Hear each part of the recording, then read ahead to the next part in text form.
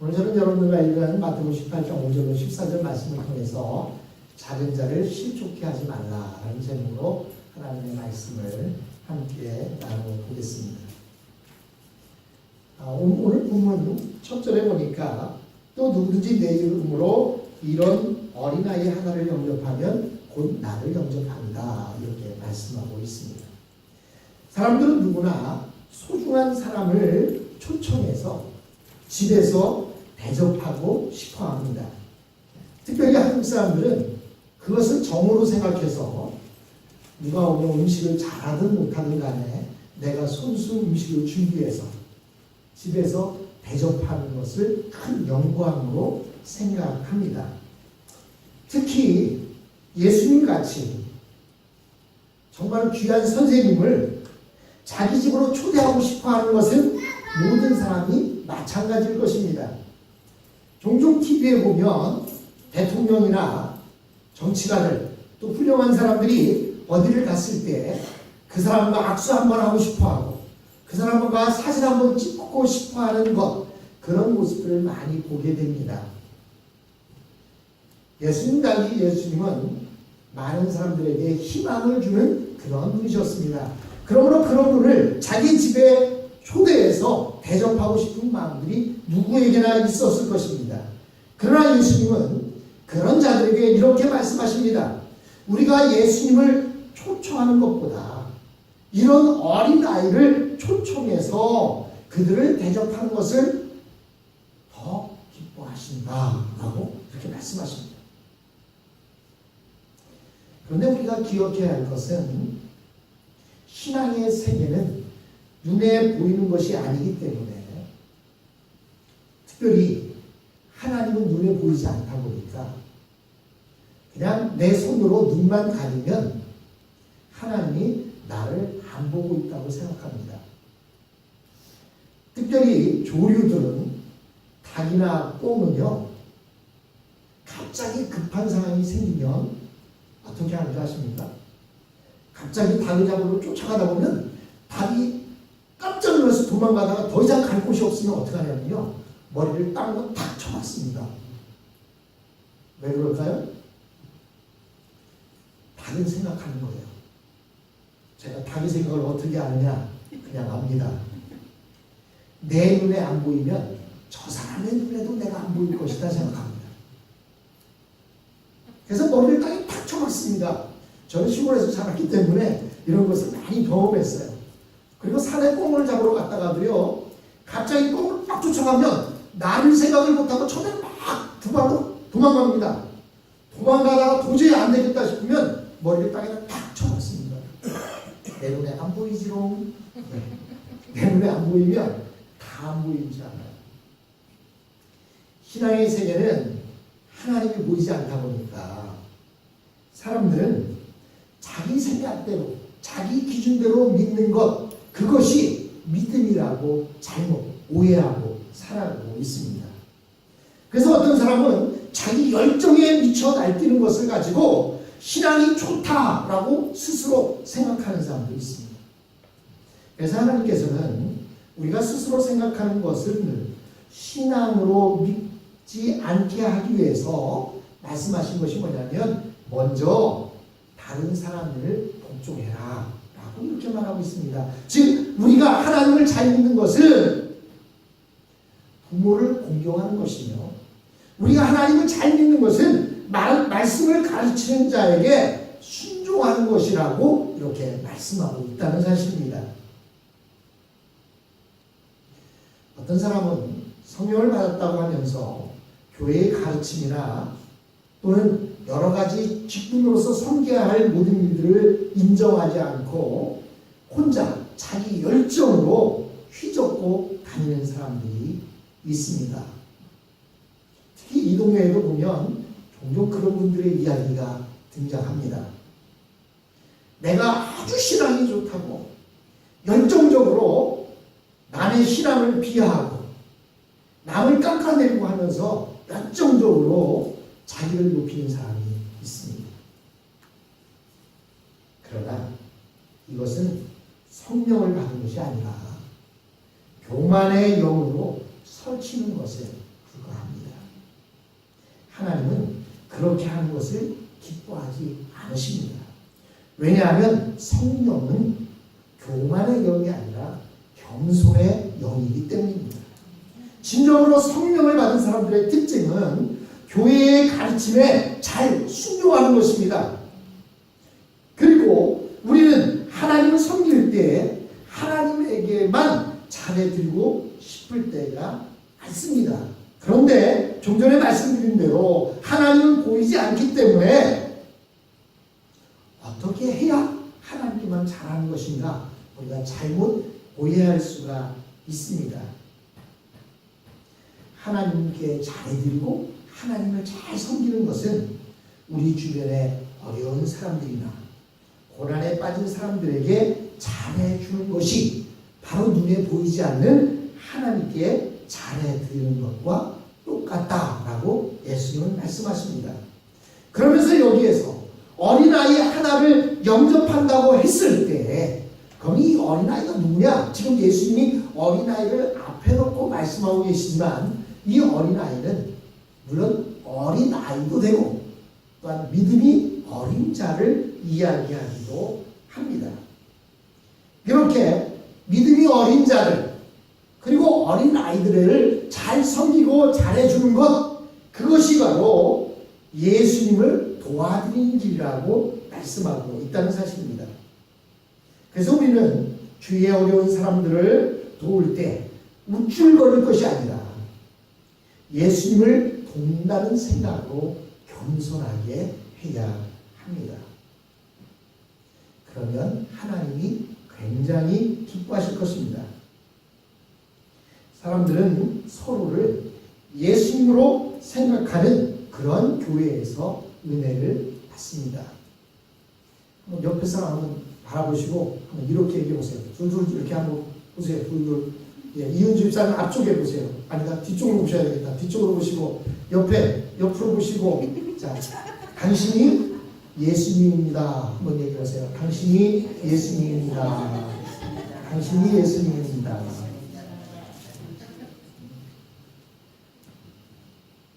좀 그렇게 얘기해놓고 나중에는 화내거나 싸우거나 그 사람에 대해서 비아냥거릴 수 있겠습니까? 그럼 누구를 비아냥거리는 거예요? 예수님을 비아냥하는 것입니다. 싸우고 누구와 싸우는 거예요? 예수님과 싸우는 겁니다. 성경은 이렇게 서로를 예수님처럼 사랑할 때에 은혜를 주십니다. 우리 교회에서도 서로의 잘못을 주장하고 또 자기를 높이려고 할 때 그것 때문에 소리 소문 없이 교회를 빠져나가는 사람들도 있을 수 있습니다. 아휴, 큰 소리하고 싸우니 내가 교회를 안 나오면 되지 하고 상처받고 나가는 분들도 있다는 사실입니다. 그런데 그분이 바로 예수님인 것입니다. 그들을 잘 섬기고 사랑하는 것. 그것이 교회의 할 일입니다. 여러분, 근데 예수님께서 이렇게 어린아이를 앞에 두고 이런 어린아이를 영접하면 곧 나를 영접하는 것이라고 말씀하시더니 이어서 엄청난 선포를 하십니다. 6절로 7절입니다. 한번 읽어보겠습니다. 누구든지 나를 믿는 이 작은 자 하나를 실족하게 하면 차라리 연자 맷돌이 그 목에 달려서 깊은 바다에 빠뜨려지는 것이 나으니라. 이와 똑같은 말씀이 누가복음 17장 1절에도 등장을 합니다. 근데 누가복음 17장 1절과 마태복음 18장에 나와 있는 이 6절로 7절 말씀과 약간 좀 이 해석이 좀 달라요.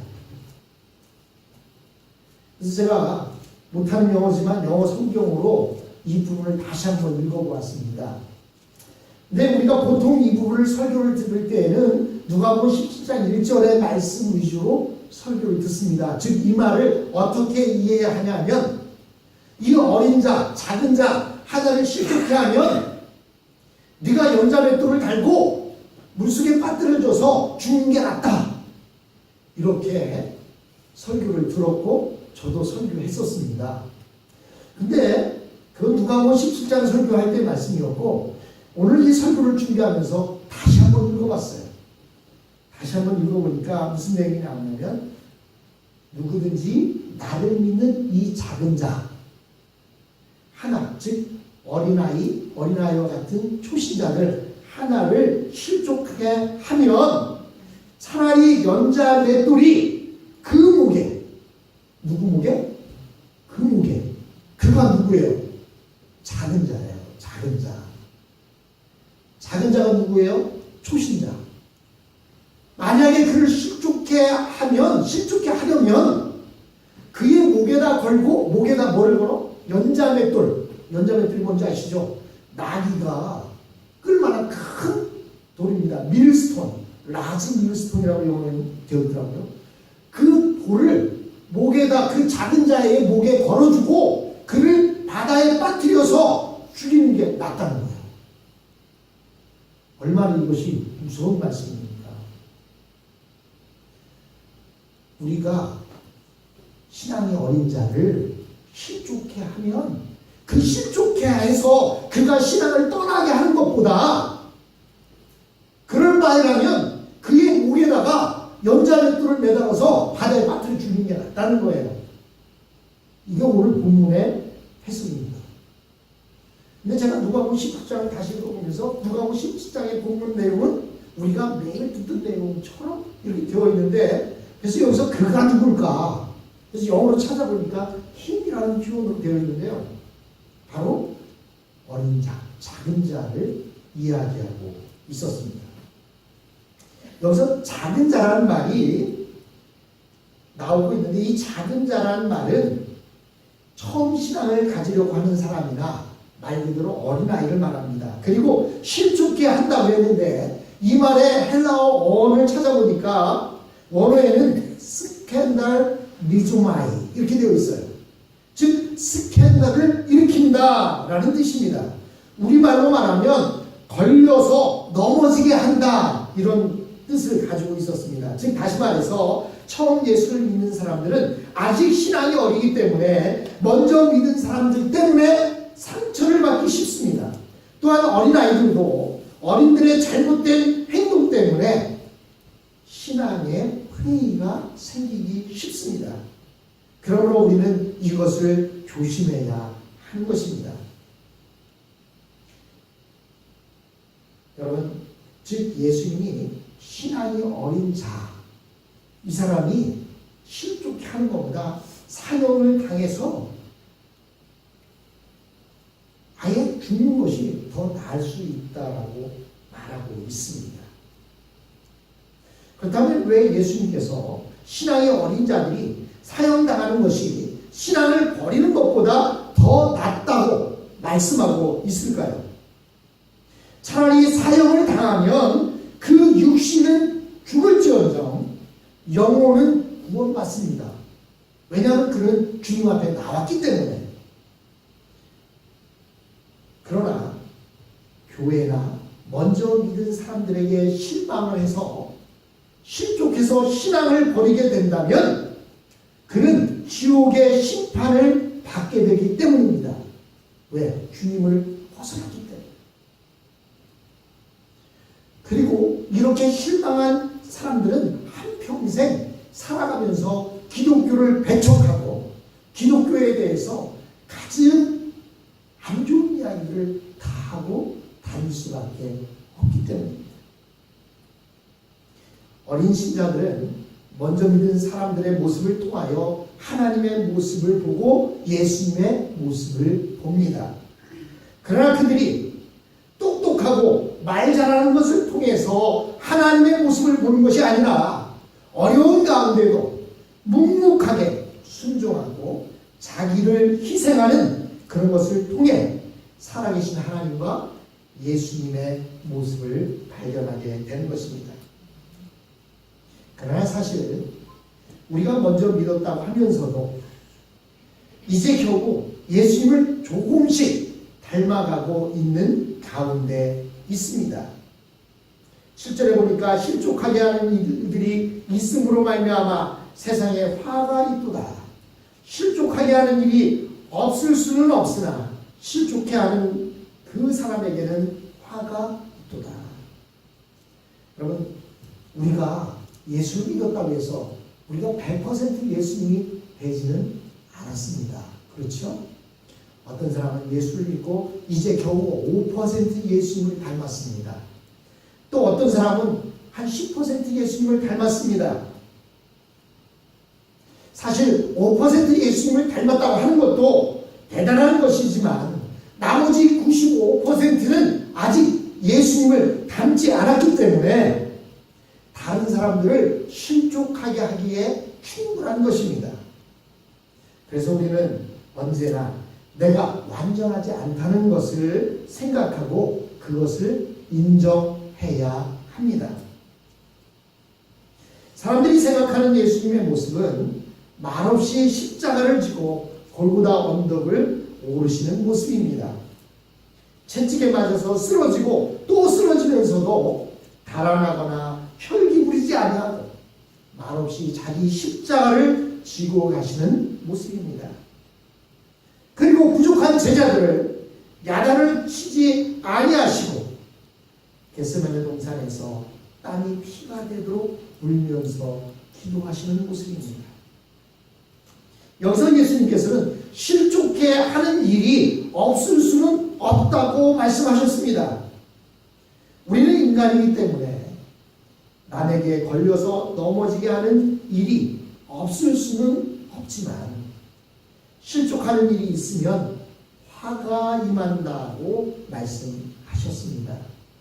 즉 교회가 교회의 사명을 다하지 못하고 은혜의 문이 막힐 때 이 세상에 심판이 오게 되는 것입니다.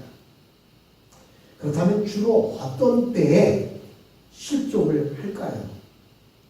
우선은 교회의 지도자들이 교회를 하나님의 말씀의 원리대로 이끌어가지 않고 세상적인 방법이나 권위적인 방법으로 끌고 나갈 때 교회에서 복음의 능력이 사라지게 됩니다.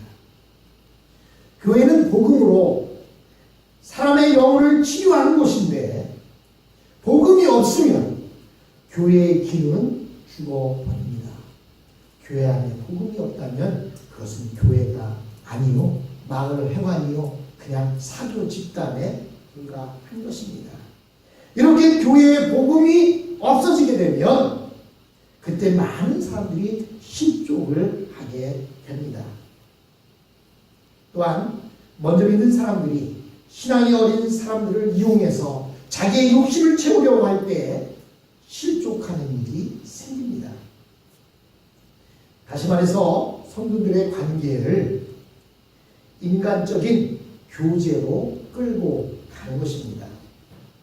어떤 사람은 새로운 교인이 왔을 때 개모임 같은 데 끌어들이기도 하고 또 어떤 경우에는 자기 사업에 끌어들여서 문제를 일으키기도 합니다.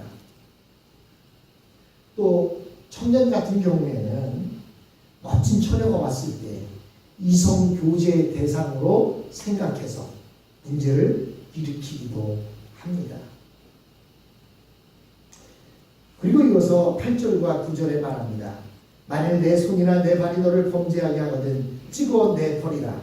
장애인이나 다리 저는 자로 영생에 들어가는 것이 두 손과 두 발을 가지고 영원한 불에 던져지는 것보다 나으니라. 만일 내 눈이 너를 범죄하게 하거든 빼어내버리라. 한 눈으로 영생에 들어가는 것이 두 눈을 가지고 지옥 불에 던져지는 것보다 나으니라 라고 말씀하십니다.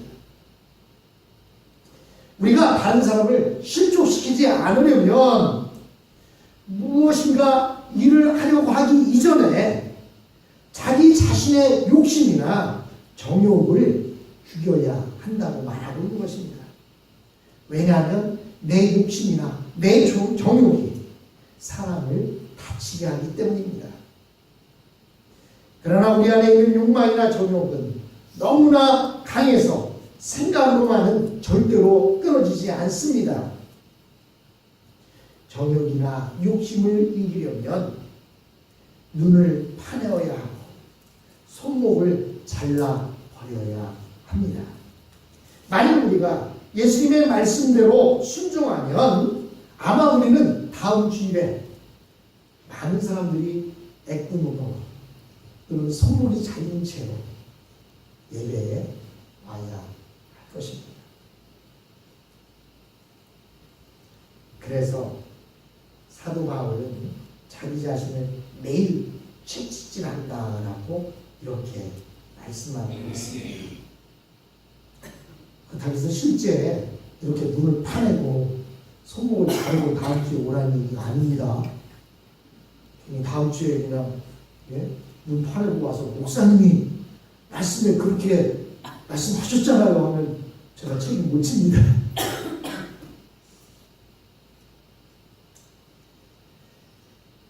왜 사도 바울이 날마다 자기를 채찍질한다고 얘기했습니까? 그 이유는 다른 사람에게 복음을 전한 후에 그들은 천국 갔는데 나는 버림을 받을까 두렵기 때문이다라고 말했습니다. 10절에 보십시오. 10절에 보면 삼가 이 작은 자에 하나라도 없이 여기지 말라. 너에게 말하노니 그들의 천사들이 하늘에 계신 내 아버지의 얼굴을 항상 보느니라. 천사들은 메신저로 많이 등장을 합니다. 천사들이 메신저로 등장하는데요. 우리 각 사람들을 담당하고 있는 천사가 있다는 거예요. 그래서 매일매일 우리의 모든 일거수일투족을 천사가 보고 하늘에 가서 하늘에 계신 아버지한테 보고한다는 거예요. 여러분, 대통령에게는 비서들이 있는데요. 비서들이 매일 아침 신문에 난 모든 내용들을 귀 앞에서 그것들을 대통령에게 알려줍니다. 오늘 이런 기사가 났습니다. 오늘 우리나라에는 이런 일들이 있습니다. 이런 것을 알려주듯이 이 천사들이 매일같이 하나님한테 보고를 한다는 거예요. 무엇을 보고한다고? 한 사람 한 사람에 대한 모든 것을 보고한다는 겁니다. 지금 여러분의 모습 그리고 제 모습을 보고한다는 거예요. 그런데 우리의 모습만 보고하는 것이 아니라 작은 자의 모습도 보고한다는 거예요. 새롭게 교회에 오신 분들에 대한 모습도 보고한다는 겁니다. 그런데 어떤 보고를 해요? 작은 자를 업신여겼다든지 또 작은 자를 잘 케어하지 못했다든지 할 때 그런 내용들까지도 천사들이 매일같이 하나님의 얼굴을 보고 보고한다. 이렇게 이야기하고 있습니다. 그리고 12절과 13절에 보니까 잃어버린 양에 대한 말씀을 하고 있습니다.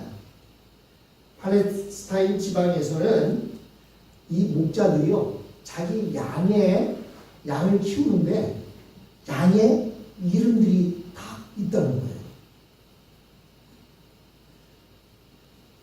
제가 한국의 어떤 탤런트가 쌍둥이들 이름을 줬는데요.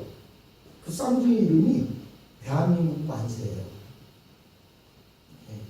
누구라고 얘기하면 좀 아시겠죠? 첫째 쌍둥이 이름은 대한이고, 쌍둥이 둘째는 민국이고, 쌍둥이 셋째는 막내입니다. 김자진 장군의 후손 가운데 아들의 이름을 아들 쌍둥이를 나놓고 대한민국 만세라고 이름을 줬어요. 송일국이라고 하는 배우의 아들들의 이름입니다. 여러분, 목자가 양 100마리를 치면 그 100마리의 양을 알까요? 모를까요? 저는 모를 것 같아요. 근데요, 팔레스틴 지역의 목자들은 이 양들이요, 자기 자식 같았어요. 여러분, 옛날에 시골에서 농사일 때 소 키우는 집들 보시면 압니다. 이 소는요, 자식보다 귀했어요. 자식만큼 귀했어요. 그래서 소가 새끼를 낳잖아요. 그러면 자식을 낳은 것 마냥 집 앞에다가 금줄을 띄웠어요. 여러분들 기억하십니까? 그래서 부정한 사람들 들어오지 말라고 우리 집에 새끼를 낳았다. 팔레스타인 지역의 목자들도 마찬가지입니다.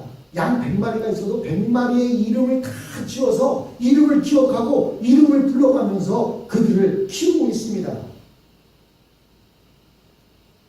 그런데 그 양 한 마리가 없어졌다. 아이, 없어질 수도 있지 뭐. 아이, 걔는 원래 못 났어. 원래 걔는 아이 없어도 되는 애였는데 아이 잘 됐네. 아마 싹둑 목자는 그럴 것 같아요. 싹둑 목자가 아니라면 그 잃어버린 양 한 마리를 얼마나 고민하겠습니까? 그래서 이리 찾고 저리 찾고 이름을 불러가면서 찾아다녔을 거예요. 결국 찾지 못했다가 도저히 안 되면 나중에 그의 털조각이라도 들고 와서 진솔하게 잡아먹혔나 보다. 특히 제가 이 미국 시민권자들이 참 미국에 대해서 가장 이렇게 내가 시민권자다라고 하는 것을 우쭐할 때가 언젠가 생각해 보니까 전쟁터에 나갔다든지 밖에 나가서 죽었다든지 실종이 되면 미국은 그 한 명을 위해서 끝까지 찾아 나서서 그 시신이라도 데려가려고 한다는 사실입니다. 지금도 한국에서 화살고지라고 하는 그 남북한 경계에 있는 그곳에서는 지금도 계속 유해를 발굴하고 있어요. 왜 발굴합니까? 그 지역이 중국군과 그리고 미국군이 가장 치열하게 전쟁을 일으켰던 지역인데 그것이 남북한이 분열되면서 분계선이 생겨서 그곳에서 죽었던 사람들의 시신을 찾을 수가 없었어요. 근데 작년에 남북이 합의를 하면서 그 지역을 개방하면서 남과 북이 함께 또 미국도 함께 유해 발굴을 하고 있습니다. 며칠 전에 그곳에서 그 미군 병사의 그 번호표 그것을 찾았다라고 하는 이야기가 들려왔습니다. 미국은 그 한 명이라도 끝까지 찾으려고 하듯이 목자는 그런 심정으로 한 마리의 잃어버린 양을 찾아 나섰다는 사실입니다. 마찬가지로 하나님은 우리 한 사람 한 사람을 그렇게 기억하십니다. 이름 불러가며 기억하고 알고 계십니다. 우리 하나님에게 있어서 누구 한 사람이라도 귀하지 않은 분이 없다는 사실입니다. 그런데 지금 예수님 앞에는 자기가 아주 잘 믿는다 생각하는 사람들이 많이 있었습니다. 그들은 바리새인과 서기관들로서 예수님과 교제하기를 원했습니다. 이 사람들이 예수님을 만나려고 하는 것은 교제를 위해서였습니다. 그런데 예수님은 스스로 잘 믿는 사람들보다 세리나 창녀나 세상적으로 실패한 사람들 그들이 예수님을 만나려고 할 때 그것을 더 좋아하셨습니다.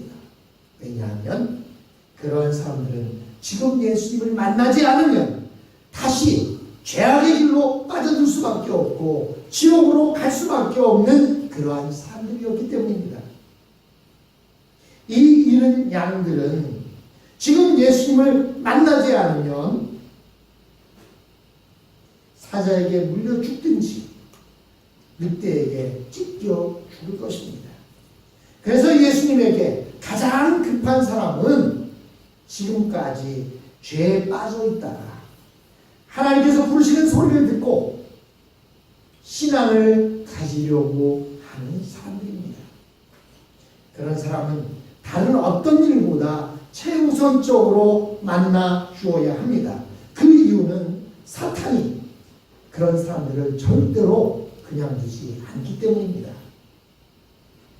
교회가 알아야 할 것은 잘 믿는 사람들끼리 100번 만나서 교제하는 것보다 죄에서 빠져나오려고 하는 그 한 사람을 만나서 건져주는 것이 하나님 앞에서 더 큰 칭찬과 상급이 된다는 것입니다. 그래서 부흥하는 교회의 특징은 언제나 세상에서 실패하고 사업에서 실패하고 병들고 가난한 자들에게 초점을 맞춘다는 것입니다. 하나님께서는 그런 교회를 최우선적으로 축복하여 주십니다. 14절에 보십시오. 이와 같이 이 작은 자 중에 하나라도 잃은 것은 하늘에 계신 너희 아버지의 뜻이 아니니라라고 말씀하고 있습니다. 하나님께서 우리에게는 보잘것없어 보이는 한 어린 영혼이 하나님에게 돌아오는 것, 그것을 가장 큰 일로 생각하신다는 사실입니다. 소자를 잃어버리는 것은 하나님이 원하시는 뜻이 아닙니다. 하나님은 아무도 상처받기를 원하지 않습니다. 우리는 다른 사람에게 상처를 주어서도 안 되고 상처를 받아서도 안 됩니다. 우리는 스스로 부족한 줄 알고 예수님을 우리 가운데 모시고 작은 자들로 가득 채워지는 교회가 되기를 소망합니다.